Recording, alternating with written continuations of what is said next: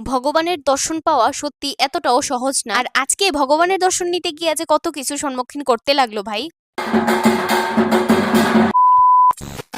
বিকেলবেলা কিন্তু স্নান দান করে এদিকে রেডি হয়ে যেতেছিলাম ঝটপট করে। ইন্ট্রো দেখা তোমরা তো অনেকেই বুঝতে পারছো যে কই গেছিলাম আমরা। ওই মনের মধ্যে সত্যি কথা বলতে একটা আলাদাই শান্তি লাগতাছিল। আমরা না আগের থেকে কোনো কিছু প্ল্যান করা আসিল না। দুপুরবেলা প্ল্যান করলাম যে চলো আজকে মাতাবাড়ি থেকে একটু ঘুরাই। তারই মধ্যে বিকেলবেলা স্নান দান সাইরা রেডি হয়ে বাইর হয়ে পড়লাম। বাসের মধ্যে তো উঠা বইলাম, বাট পরে দিয়ে কি হয়েছে জানো, নর্মালি তো কি হয় মাতাবাড়ির বাস মাতাবাড়ির সামনে দিয়েই যায়, বাট জানি না ওই বাসটার কি হইলো, মানে মাতাবাড়ি লেখা আছে, আমরা কইয়াও উঠলাম যে মাতাবাড়িতে যাবো, বাট আমরা নামাই দিল মাতাবাড়ির অনেকটা আগে, যেখান থেকে আমরা 20 টাকা করে ভাড়া দিয়া অটো কইরা যাইতে লাগছে মাতাবাড়ি। তারপর আর কি এত কিছু ঝড়ঝাপটা পার করে সেটা আইলাম। দেখিতে গিয়ে সেটা দেখি ওমা এত ভগবানের দর্শন পাই এলাম। আর যা আমি প্রথমবার এক্সপিরিয়েন্স করলাম, আমি এতবার ত্রিপুরেশ্বরী মাতাবাড়িতে গেলাম বাট কখনোই তাদের দর্শন পাইলাম না। আজকে সত্যি হয়তো আমার ভাগ্যটাই ভালো আছিল।